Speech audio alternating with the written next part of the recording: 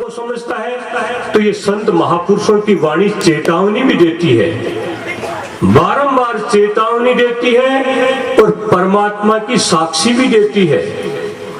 परमात्मा की साक्षी कैसे देती है? महात्मा वाजिंद्र जी के शब्दों में कहता हूं कि आव बंधी बाजिंद एक ही बाल सो, रक्त मांस और हाड लपेटे खाल सो, तेल फुलेल लगाए कीनी चाम की, हरिहा वाजिंद देह खेह भेजाए दुहाई राम की।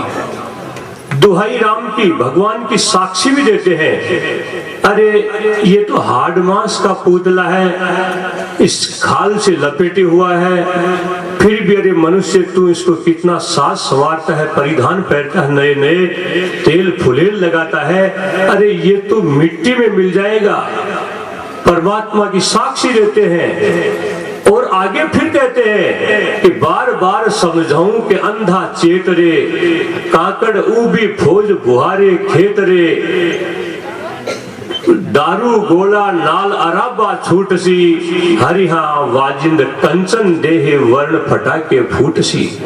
अरे जिस छाया को तू देख देख के चल रहा है, अरे उसकी स्थिति तो एक दिन वैसे होने वाली है जिस प्रकार से कोई पड़ोसी राजा आक्रमण करता है तो वो सीधी फौजें गांव में नहीं उतार देता है, वो जो है जंगल में उसको तैनात करेगा, उसको रिहर्सल करेगा, उसके बाद में वो आगे आएगा, तब वो जो है तोपे चलेगी।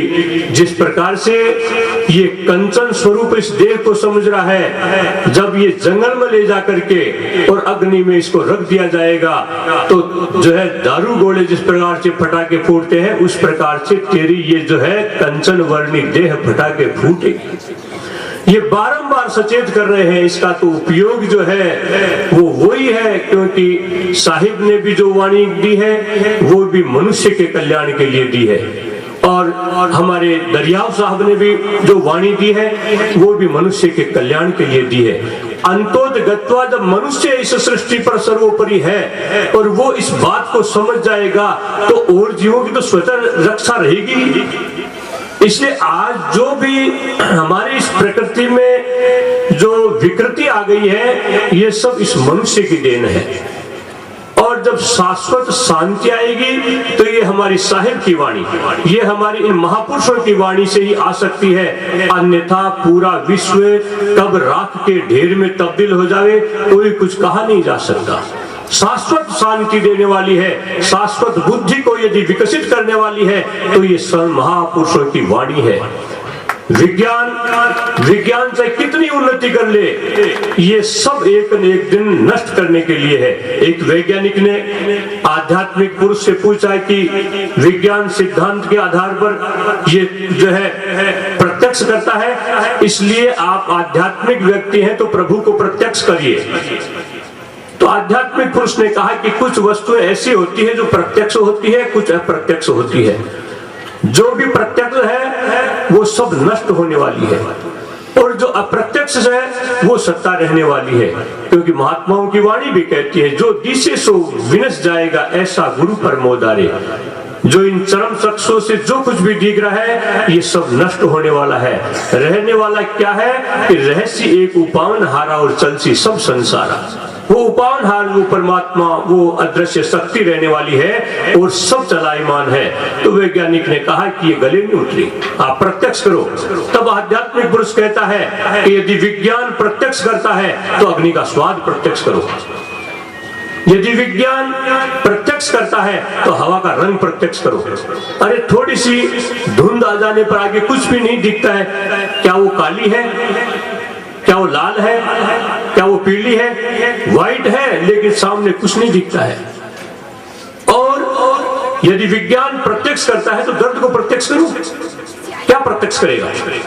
दर्द तो जिसके है वही उसकी जो है वेदना जान सकता है। इसलिए सज्जनों, वो अप्रत्यक्ष जो शक्ति है उसी का ये महापुरुष दिग्दर्शन कराते हैं, और उसका दिग्दर्शन ये केवल मात्र मनुष्य ही समझ सकता है।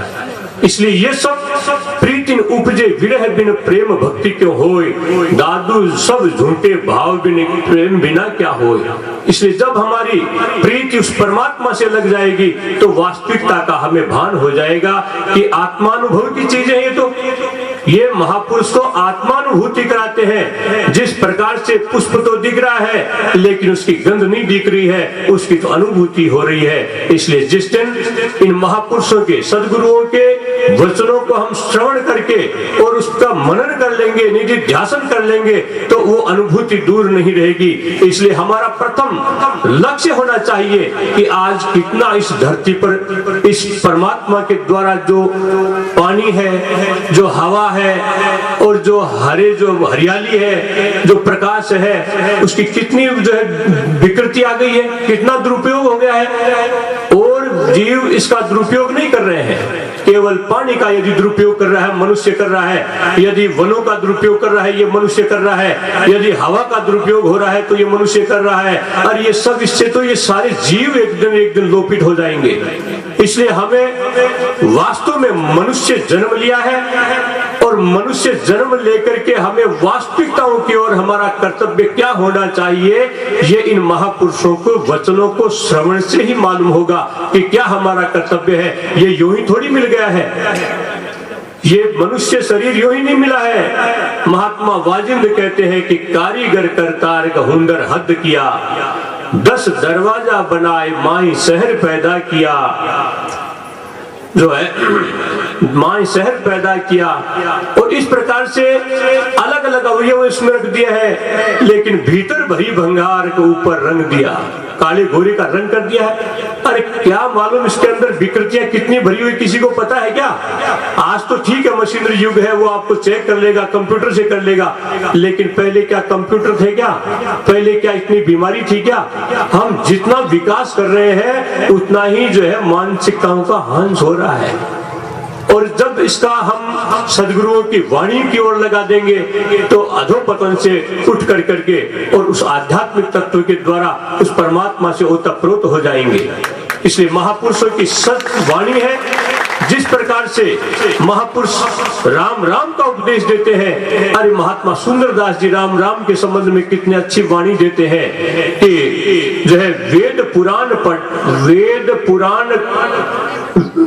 शास्त्र पुराण पढ़े कि व्याकरण पढ़े जे कोई, और संध्या करे गहेसड़ गरम ही, गुण अरु काल विचारे सोय, राशि काम तब ही बनावे मन में सब तज राखे दोय, सुंदरदास कहे सुन पंडित राम नाम बिन मुक्ति होय। क्या है आप जानते हैं कि व्याकरण में 52 अक्षर है, स्वर और व्यंजन, स्वर और व्यंजन 52 है। अब 52 अक्षर है तो अब 52 गिन लीजिए। शास्त्र कितने हैं? 6। वेद कितने हैं? 4। पुराण कितने हैं? 18। कितने हुए? 28। और व्याकरण कितनी है? नव व्याकरण 9। संध्या वंदन कितनी है? 3। षडगरम 6। गुण अरुकाल गुण 3, काल 3, कितने हुए? 52। सुंदरदास जी महाराज कहते हैं कि अरे इन सब को छोड़ करके राम 2 अक्षर ले लो, राम बिना बिन मुक्ति न होय। और फिर हमारी ये संतवाणी आगे कहती है जब ररंकार की ध्वनि लग जाएगी, अंतःकरण से जो शब्द ररंकार उठता है तो रा और मैं है, 2 शब्द रहे तो मैं तो अहंकार का प्रतीक हो गया। जब मैं का उच्चारण भी होष्ट से है, इसलिए जब होष्ट को बंद कर लेंगे तो एक रर ही निकलेगा। जब ररंकार की ध्वनि लग जाएगी तो आत्मानुभूति होती देर नहीं लगेगी।